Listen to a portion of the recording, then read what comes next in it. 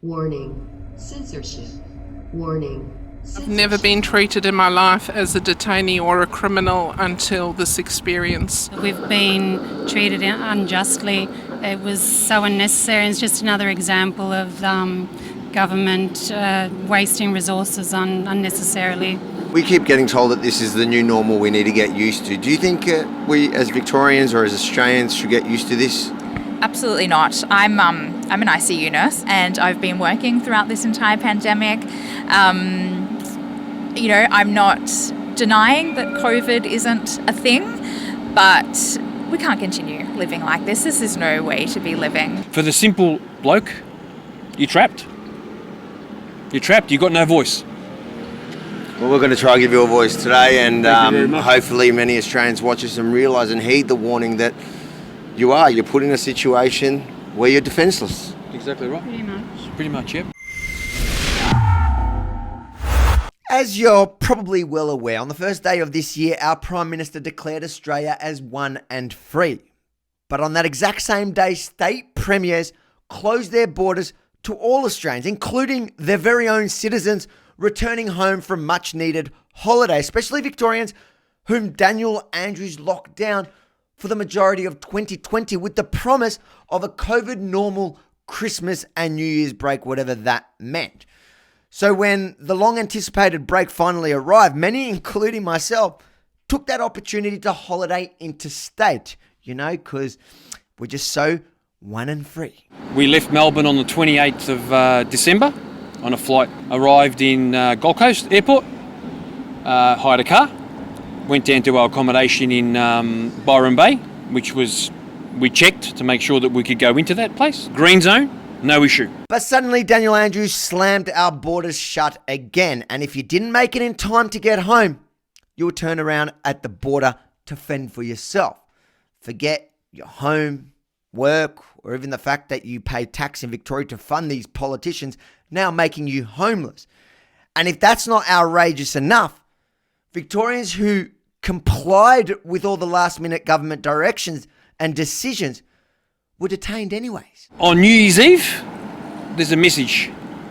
As far as we know, we got the message from Dan Andrews that everybody had to be out of New South Wales by the 11:59 p.m. on the 1st. In Byron, called the authorities, called the COVID hotline to just make sure there wasn't anything else they were missing or that they needed to do, and that they were okay to still continue their travels into Queensland.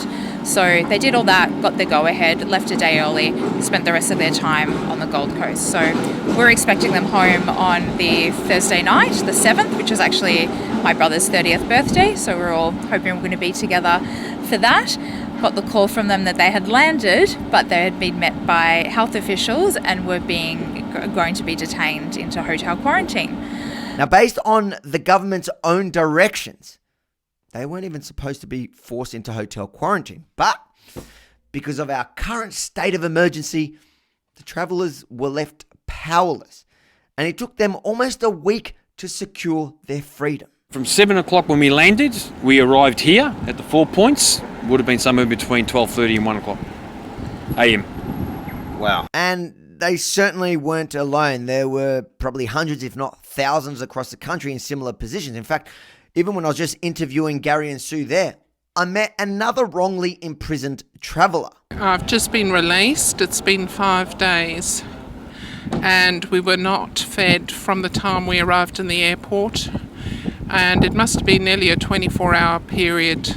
And we had to beg for water.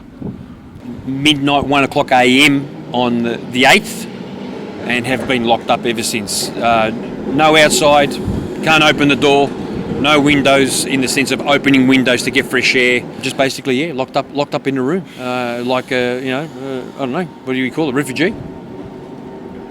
Got no idea. I don't know. A refugee to your own home. Yeah, exactly. Yeah.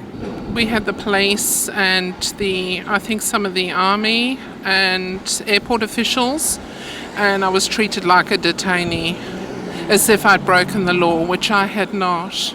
So it was quite confronting, actually. It would be confronting, especially when you followed their ridiculous directions and still found yourself essentially put in jail. Now, I don't know about you, but I'm certainly old enough to remember a year ago when we were mocking the Chinese Communist Party for similar behaviour. We've become just as bad, if not worse. This New Year, citizens of Wuhan were celebrating while our citizens were being locked up. Gary, his wife, Sue, and his stepdaughter, Olivia, spent 5 days fighting for their freedom, calling everyone from DHHS to Daniel Andrews himself. I called your office 5 times. Couldn't get through. Spoke to the secretary and basically got told this is not an issue for Daniel Andrews to be dealing with. So how does it feel being locked up essentially by Daniel Andrews at the whim of Daniel Andrews, and then him not even willing to take a phone call? Email back, even something, message back. Just kept getting palmed off. I'd spoken to somebody from the COVID hotline who was a lovely lady, and similar to stories my parents have shared with me in finding that some of these people were very interested in hearing the story. She was very interested in that, believed that they had been caught up in something that they shouldn't have. Made comments about how she made one comment which I found quite interesting, that sometimes it just depends who you met at the border, to which I just reiterated to her. I said, well, it shouldn't matter who you're getting from the authorities at the border. Olivia is 100% right. It shouldn't matter who you get at the border. No one should have the right, the power to detain a fellow Australian without good cause.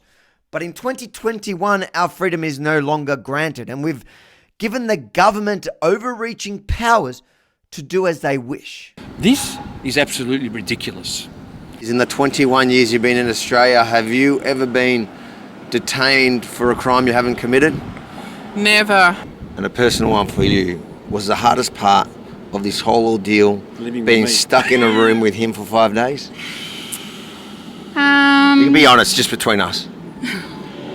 Well, no, it was bearable, but it was getting to a point where I was ready to ask for another separate room. I thought you were going to say another separate husband.